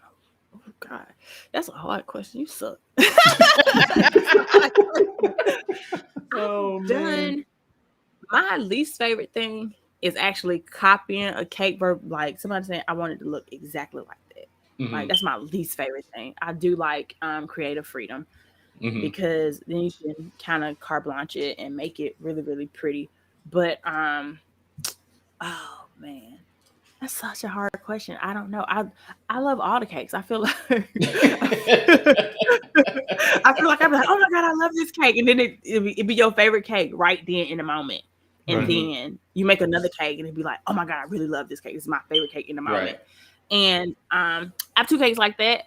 I literally just made a cake for a friend of mine's birthday. Her boyfriend surprised her with cake. Isn't that lovely? And he was like, he said, you just need to be a high value cake, but not be a high value cake. What is a high value cake, but not a high value cake? Okay, look. He was like, make it look like $1 million, but don't actually cost $1 million. Okay. So, hey, I'm with it. I am all for that. Let's go. And, it was a tiny cake because it was just them two, and it had gold drip down the side. It had flowers all on it. It was so cute. And then I have these acrylic, because I don't like writing on cakes. I do at work, but it's not trending right now. So I bought these. It's like little birthday taggy things, and you stick it in there, and then you decorate the top of it, and boom, it's lovely. I love it. So yeah, and then I made a cake for my grandma's birthday party / family reunion, and I think it's cool because I love tall cakes. So the cake was 6 layers high. Oh wow! It was 5 layers of filling. What? And then it had it's a tall cake. And I'm gonna send you a picture of it, King. And then you you commented on it on my page, on my LinkedIn. Oh yeah, that one, yeah. And then it had a shorter tier, which was only 3 layers high, and then 2 layers of filling, but that was just plain. And then it had gold wrapped around it, and then it had gum paste flowers on it. And I like that one because I found inspiration online. I was just like, oh, birthday cake, blah, blah, blah. Like, I want to make a cake because I'm surprising my mama, surprising my cousin, surprising my brother and all of them. Didn't tell them I was coming. I actually lied hard in the family group chat. They was like, are you coming? And I was like, no, I got to work. I lied so hard. But it's because I haven't been home in so long because I'm always working that it worked out in my favor that I was able to request time off to go surprise them, and it was a good time. And then because I make cakes all the time. My uncle was like, when I'm gonna have some cake from you? And I was like, I don't know, Uncle. I guess you're gonna have to come to South Carolina. And then I was like, will you order a cake from South Carolina? So it worked out so good.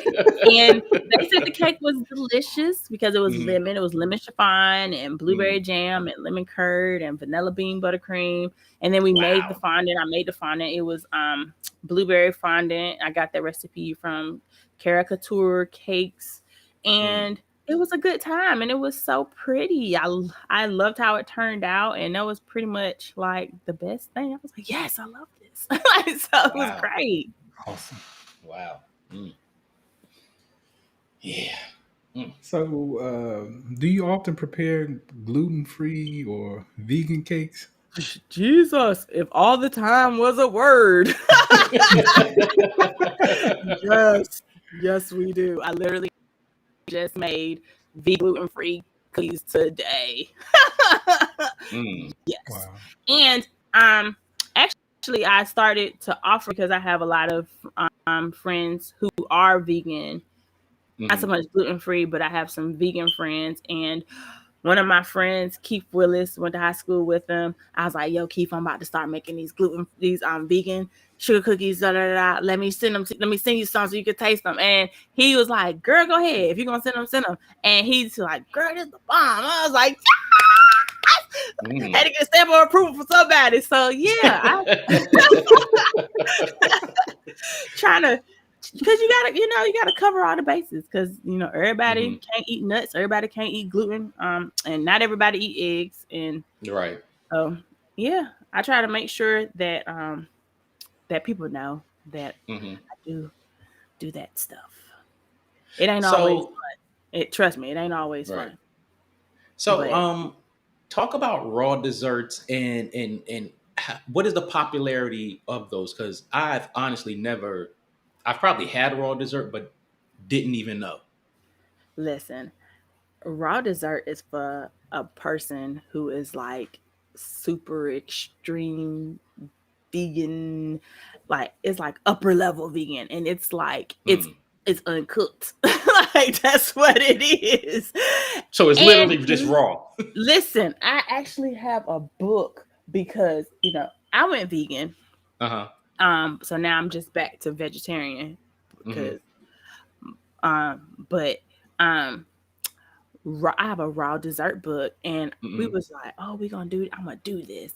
And some of the stuff you gotta make it, put it in the freezer. Then you gotta mix some more stuff, put it back in the freezer. Then you gotta mix some more stuff, and then you can serve it. And you be like, how is that gonna stay together? Because it's literally like cashews and coconut sugar and like some of the raw desserts don't even have flour. Like it's literally like plant. There's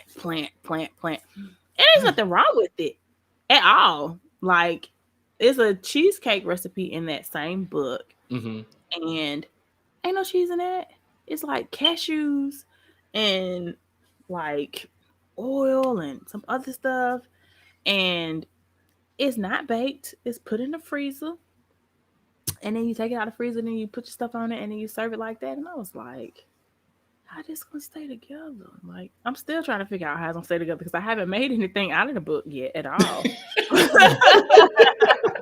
Because I'm scared. I bought the book because we were supposed to have a retreat at the resort. So I'm always full of crazy ideas, and I'm like, I'll get this book so I can be prepared in case chef say, oh, I need something to learn, so I can give chef some ideas, and that's why I got the book. Have not, like, I looked in it and I was like, oh my God, some of this stuff is wild. Like this is like wild, like wow. But that is okay. Like that is okay. Like I don't eat like that because I don't think I would want a raw dessert. Like I don't eat a whole bunch of cold stuff. No way. Like you can give me, I don't even eat desserts that much. No way. But you can give me a cookie and I'm okay. Give me some ice cream. Ice cream is supposed to be cold, but something that I'm looking at that I'm thinking is warm or hot or something, and then it's not, I'm gonna be like, dang. But it might blow me away. It might be like, yes. Interesting. No, they used to call my old food and beverage manager used to call me the lush because he'd be like, "You put alcohol in everything." But alcohol makes stuff taste good, sir. Oh So man. yeah. So I don't know. Like you never know until you try it. So I would not say not to try it because I've had some really good vegan desserts when we had a Indian wedding. Mm-hmm. And I sir, I'm from India and I'm not from India. I'll be like, I need all the Indian stuff, please. Thank you. Thanks so much. And I'm nowhere near that culture, but I love their food and we'll eat it every day. Sure will. I'm still trying to digest the concept of raw desserts because I'm just like it's a foreign concept to me. It's like I don't even know where I would look to find a raw dessert place. There are actually, and I'm so happy because it's more vegan restaurants popping up, and there's a vegan food truck in North Carolina that I follow them on Instagram, and just in Savannah they just opened up a vegan restaurant, which I can let you know how it is because we're gonna go try it. Me and my coworker Keelan, we're gonna go try it next week, and literally, it could be some stuff there, and it's like they also have like the raw vegan stuff there too. So it's out there. You just gotta look. And ain't you in Maryland? They got some stuff up there. I'm sure they do, but Google it. Google everything. I was about to say, I'm gonna have to Google it. Google it. Try it. Let me know. I'm telling you, it's there. Trust me. Man, I guess I'll jump out there and see what raw desserts is all about. But, listen. My same friend, Keith Willis, I promise you, every time I look on his Instagram, he's traveling to a different city or a different country, and he is finding this vegan food, and it be looking so good. Be so good. I'd be like, dang, I wish I was with you so I can taste this too because it looks so good. And he be finding vegan desserts. I'd be like, yes, life. I was like, listen, I can make you a vegan cake. I can make you vegan ice cream. I can make blah, blah, blah, blah. But you finding stuff that I hadn't even thought of in the atmosphere thinking about. But guess what? I tried. You give it to me. Ooh, cheesecake. Nice. Yeah. Everybody can't eat pistachios though. It's everybody who have an allergy make me sad. I'd be like, oh, you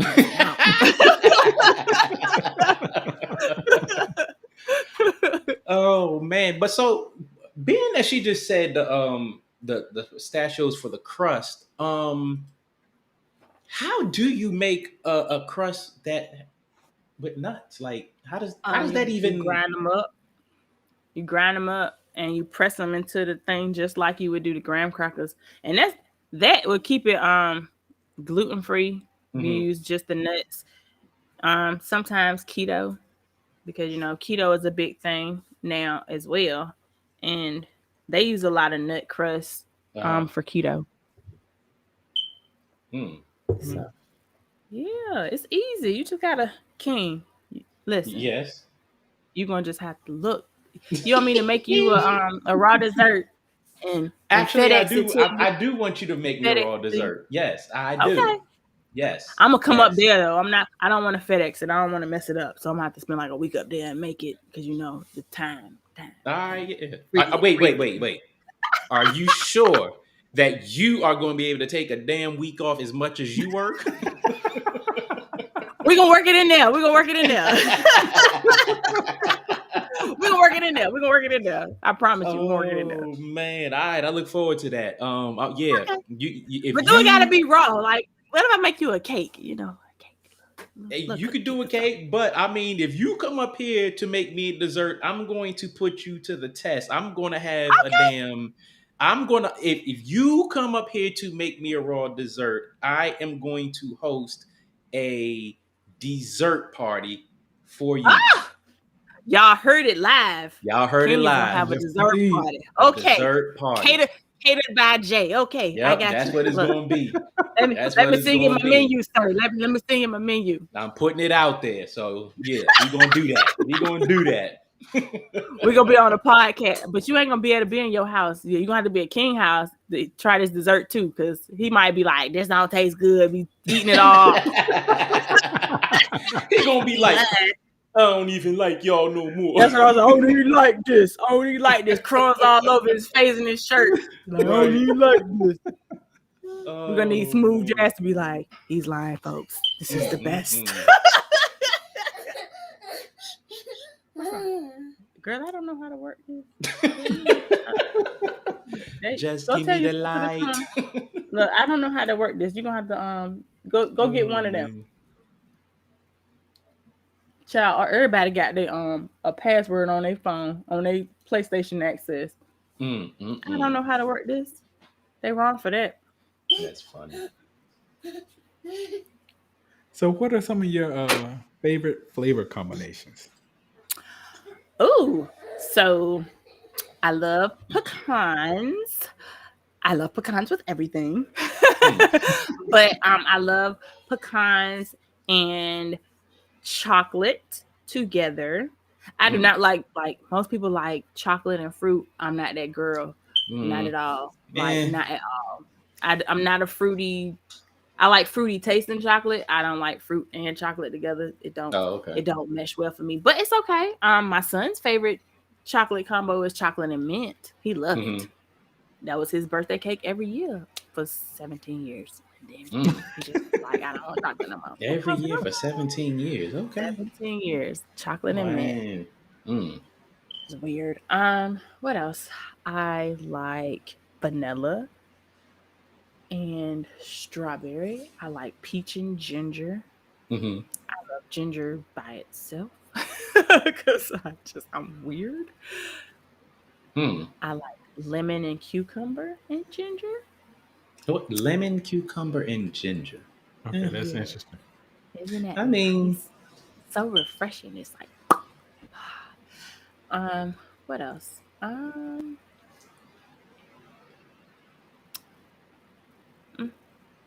I like lemon, blueberry together. Lemon and blueberry.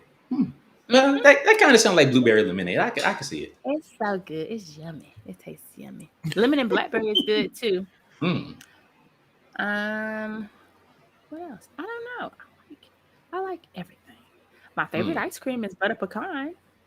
Oh God, I love that. I have not had that in so long. You need to try it. Get Breyers. Breyers got like 3 ingredients, and you'd be like, "Yes, this is the best." It'd be so good. I don't know. My favorite type of cake is carrot cake, and oh, don't do that. Yes, veggies are supposed to be your cake.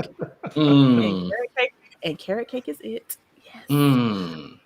I also love hummingbird cake. If you've never heard of hummingbird cake is banana, pecan, pineapple. It has cream cheese icing. You can put coconut on the outside if you want, or you can just be fancy and put caramel. Delicious. Wait. Run that list down to me again.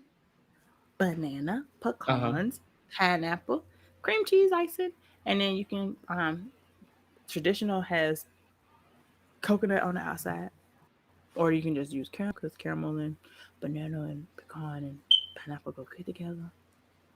That is a lot of different flavors that in my brain, one or two of them is going to clash. Like in my brain, the pineapple does not go with that.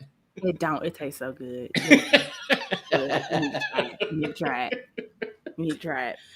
Oh man, it's like a hummingbird life cake. It's good. It's so good. See, I can make that for you because you've never had that. See? Yeah, I'm gonna wait for you to make that. Yeah, because I'm just like the pineapple to me is just like, But I turned my face up at sweet. Yeah, they are sweet, but it's like pineapples and bananas. It's like they're at two different parts of the spectrum, and it's like coconut is in the middle, and then you have all that other stuff to throw in between those somewhere. Like I don't know. But I turned my face up when you was talking about carrot cake because I have this weird thing. I like carrots, I like raisins, and also I like oatmeal and I like raisins, but I cannot eat any of those together at Fun all. fact: my favorite oatmeal to eat has raisins and nuts in it. I do not like oatmeal raisin cookies. Don't know Wait why. a minute. I'm Wait. weird. How does that even I am work? weird. Yeah. Listen, I don't know. I love raisin oatmeal, but I do not like oatmeal raisin cookies. I don't. It's so awkward, and I don't know why. I Does don't know it why. depend on if it's soft or No, crunchy or you I just don't don't. like them at No, I all? don't like them at all. I don't like them at all. It's so awkward. That's why when Look, I made the oatmeal ice cream, my girlfriend was like, "You make an oatmeal raisin ice cream and you hate the cookie." I was like, "I know, right? But it's so good, ain't it? Like it's so weird." do you But I eat it? love the ice cream. Yeah, of course I did. I tasted it. Yes, I've made cinnamon roll ice cream that tasted like a cold cinnamon roll, and it was so good. It was Mm, probably the most fattening ice cream I've made. mm. No, I lie. The Elvis ice cream was Did you the say most Elvis? fattening. Yes, because it was banana ice cream. It had candy bacon. Had like fudge chunks. Oh, what Oh, else was it? I can't. Candy It was bacon. something else, and it was. I But I made can't. like two versions of it because Mm, where I was working, where I was able to like make all of these ice creams. We had the servers who were Jamaican, and none of them ate pork, so mm. I had to make two different bowls of it, Okay. and they loved it. They was like, "You should sell it," and I was like, "Well, I'm gonna Wow. sell it. Where I'm gonna put Yeah. this on?" I'm like, Mm, "No, chef is letting me practice and make stuff. Like, nah, let me be great. mm. Let me be great. It's fine." Look here. Whatever dessert you make for me, do not put raisins in it. I will not put raisins in Mm. it. I actually don't put raisins in my carrot cake. Oh, So okay. you're good. I do put nuts in it though. So I that's like on my menu. So I usually have to Hmm. tell people like, if you don't want nuts, let me know and I can take them out. Mm, okay. Okay. Okay. Hey, I can dig it. Oh man, that is wild. Um, so talk to us about your book that you just published because we just talked about this not too long ago. I was like, what are you waiting for? Listen, oh God. So I've been writing poems since I can breathe. Who knows? Mm-hmm. So I got published when I was in Iraq in Mm-hmm. 2007. Um, I I didn't know what I was doing. I was in the army. I was just like, I'm gonna publish these poems and it's gonna be great. Uh-huh. Went nowhere. Went nowhere. Like I Right. liked it. My family liked it. Went nowhere. So I kept writing. Mm-hmm. Still write like every day. So I published this book. It's called In My Thoughts, Volume Mm-hmm. One. It is only a handful of what I still have. Hey. I believe I am going to get two or three more volumes out because I tried to keep it not so crazy thick. It is literally 157 pages of Mm. poems. And it's available on Amazon. It's Wait, no, Kindle wait, show us the version cover. Show us the cover. and pay. See, it's called In My Thoughts. Mm, okay. Oh, dope cover. And then the back of it is me. Okay. Damn. And yeah, I'm excited about it. It's it's funny because I never write dedication pages ever. Mm. And this is the first dedication page I've ever done. And I dedicated it to all the people that I'm like sending my poems to be like, read it, let me know how it is. Mm, Like, read it, let me know yes. how it is. And I've had so many of my friends just be like, bro, when are you gonna get published? Like, Mm. when are you gonna stop playing and stop playing around and get published? And so I was like, I don't know if I want to do it. And I finally was talking to these two fine gentlemen. It was just like, girl, what you doing? Just do it. Like you about to be on a podcast. You better do something. And I was like, I don't know, y'all. I don't know what I'm gonna do. And Oh somebody man. was like, girl, you play too much. And so the next day I was like, guess what I did? And so far, I know of 4 people that have gotten it, Mm. and They haven't told me if they like it or not yet, but we'll see. And I'm actually try to do some marketing. I put a TikTok out there because I be on the TikTokers. I'm trying to get better at TikTok too. Listen. TikTok is a challenge. listen. I'm not trying to get banned on no TikTok, so I got to keep my TikToks nice, right. nice. But I do have a tutorial on there, where I was showing how to do my do a cake that I was doing, and so I'm getting better at the TikTok. I'm way better at Instagram. And I'm good at Snap too. But oh Lord, I'm working it out. Listen, I still do Twitter. I do all of that stuff, literally. So yeah, you gotta be ready. Gotta keep in the trends. Like some stuff ain't out there. You gotta do it. You gotta do it. Put you on the spot to read us one of your short poems right quick. Oh, here we go. Poetry hour. Let's put it in the spotlight. He said short. Let's see. Look, you must have known. All right. So this is called Letter Series number 3. Here I am again, lost in my thoughts of family, a family built by you and by me. My dreams are flooded by you. You invaded my thoughts and my mind. Now all my dreams are about you. I see a son with eyes like you, curly hair and a sly smile, holding out his arms for me. Makes my dreams so sweet. Why have I let you be who I think about, who I long to hold me at night, who I see kissing me in life and in my dreams? Old love songs don't do us justice. New ones don't touch us. My purgatory is here, my life without you. Wish I knew how you felt. The truth would set me free. The freedom just to be, the freedom to be me. All right.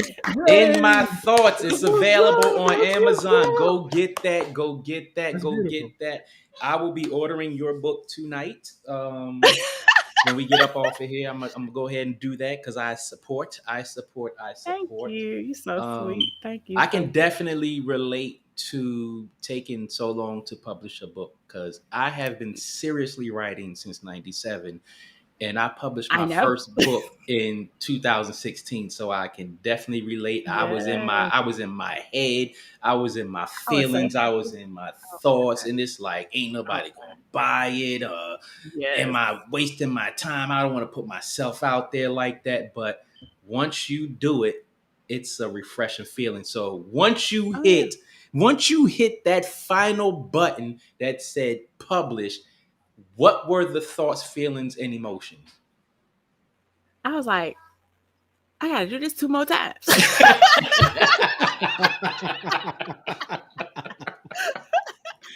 I was like, how long do I need to wait in between? Like, should I just do them all at once?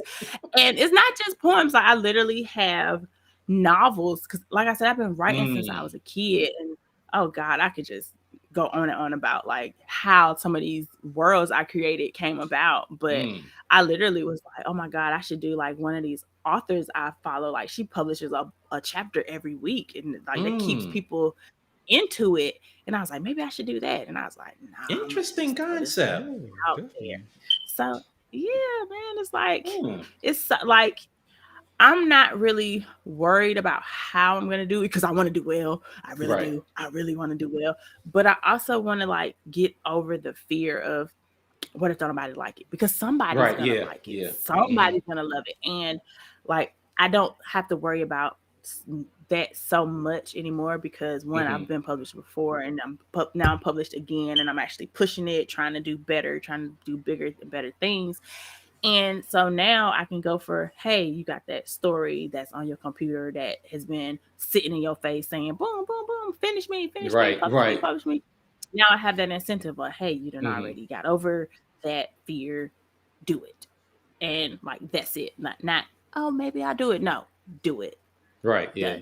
Do it and do it. And so I think that's the most relief I've had.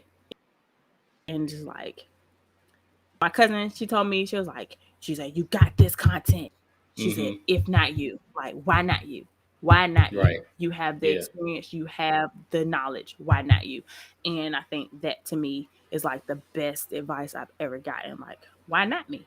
Like, why Yeah. can't I do this? Why can't I Yeah. share what I have and do what I'm doing and doing what I love? So yeah, Yeah, nervous. I can definitely relate to that because I mean when I published my first one, my whole thing was like I got like 1,000 friends on Facebook and all these friends on Instagram and blah blah blah, and it's like how come I don't have all these sales? And then I was in my feelings, in my thoughts, and then Oh I yeah. saw something on Google, and it said it was pretty much saying that don't do it for that. Just do it because that's something that you want to accomplish and it's Yep. out there.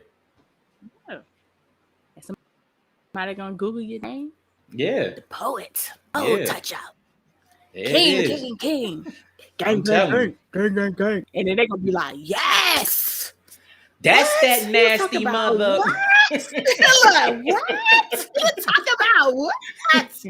Yes, like Oh, literally what man. my aunt's first reaction when she read my first poem out of one of my other books, she was like, what? What you know about this? Girl, sit down. You wanna sit down. Shh. Oh Look, man. I love Yes, you. yes. Right. Yeah. But yeah, keep doing your thing. Yeah, keep writing, keep publishing, keep expanding. I had one more question. Um, are you ever going to open a storefront or are you satisfied or is what you're doing enough? Listen, that is ultimate goal Hmm. central. I've tried to get on Food Network like 4 times Hmm. because that's my goal. Like, if you get on and you win, what you gonna do? I'm Right. opening a storefront. Hmm. But real me, real Jovania, she's like, bro, you got to build your client base because Hmm. yeah, people know you. People know you in Virginia. People know you in Georgia.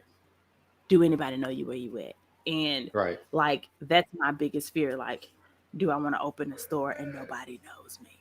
Right. And that's like my hardest part because yeah, people know I do this and yeah, people know where I work and people know I can do this, this, and this, this, and this. But do they trust me to be just me, to do what I do, being Right. just me? And so I'm working on that. Like that's the ultimate, you know. Okay. But we'll see. Definitely. Keep Definitely. building, they will Definitely. come. Yep. They will. They will. See, you always had that zen. You got this. I mean, look, anybody who works full time at a place has their own business that like you said you work 70 hours a week at your job, then you have your own business where you have to fit that in there. I mean, fit that in there in a way that the product that you present to your client is to your satisfaction first and foremost, and then to their satisfaction, and then a mother of five. You got this. I can't even compete. I Hush. can't, like, for real. Look, Yeah. I'm surprised the queen ain't came back up in here like, mommy, I'm hungry. Like, I'm surprised. Like, she would have Oh came in. She man. probably mad I didn't know how to work the PlayStation. Girl, I don't know how to do that. Oh man. I'm just Look, saying. I just know how to plug it in. That's it. Girl, you better go. You doing big things out there. I give you all the props in the world. Oh, for Continued sure. success and all that Thanks. other stuff, man. Just keep going. Thank you. I'm trying. Oh gosh. Look, y'all know I'm gonna Mm. harass y'all. I'm gonna be like, when am I gonna be on a podcast again? Make us a trouble. Hey, whenever you want to. Exactly. Whenever you got time, you say, "Hey, I want to get on again." Just holler at us. We have an Hey, open door. y'all know me. You know me. I will. Look, they asking me. I'm gonna be on here. I'm the lady. Oh man, but yeah, let's let them know people how to contact you and find your stuff. Oh God. So I'm on Instagram, Artfully Baked Cakes with the S. I'm on the Twitter, Artfully Baked. I am on the TikTok, Art Baked. I am on Snapchat as my personal name because it's my personal name. I be posting everything on Snap. Nobody needs to Snap, but my friends. And then site, it's called Artfully Baked Cake .studio. And then we have a business Facebook page, Artfully Baked Cake, on the Facebook. So I'm all over the place. Not on the. You say on the Facebook. Did I say Facebook? Yes, ma'am. Thank you so much. Yeah, so definitely check her out on all of those platforms. Definitely support her, help her grow, put her name out there. She's gonna be back on here to chop it up with us. Keep writing, keep publishing, and keep the little queen happy, because I see she said you violate my time now. Listen, she's like, I don't let you have your time. Now it's my time. I want to sing on the mic. I want to do everything on the mic. Oh man, I can hear you. I can hear you. What are you doing? Give me that. You gonna say bye bye? You gonna say bye bye? Bye bye. Say thank bye bye. Bye bye. Say have a great night. A great night. Have a great night. But again, definitely hit her up. Definitely hit her up. Definitely support her. See what she's doing. Help her grow. That's all we can say, man. Sunso, Lex, you got anything else for the people? I just want to say thank you for coming on and taking this time out of your very busy schedule to share with our audience your life and everything you got going on. So we really appreciate it. And again, thank everybody for tuning in. Jay, you got anything else that you want to say to the people? Oh, y'all email me y'all answers y'all look good about. Okay, definitely. That's what's up. All right, definitely. But hey, we hope y'all enjoyed the episode. I know we enjoyed it. Again, thank you for coming on with us and brightening the show. I'm looking forward to that dessert hosting coming up. So we're gonna talk about that later. What? You want me to come back and be a co-host? Come back. Listen. Hey, you can do that. Yes. Come back and we're gonna cut up again. Y'all ain't gonna know. All right. We have an opening. Yes, we do. Yes, we do. But that's all I got. So Touch with Poet here, King and I Life Podcast. Again, hit us up on whatever podcast platform that you subscribe to. Like, subscribe, and share all that good stuff. Stop hitting me. Stop. That's pretty much all I got. So that's what you got for people. And you guys, of course, can reach us at KINGANDEYE369@gmail.com. Again, that's King and I 369@gmail.com. We look forward to hearing from you. And again, we just want to thank the guys and the ladies who have been emailing us and showing support, man. I really can't thank you guys enough. So again, appreciate all. Yes, we appreciate y'all, and we will see y'all on the next one.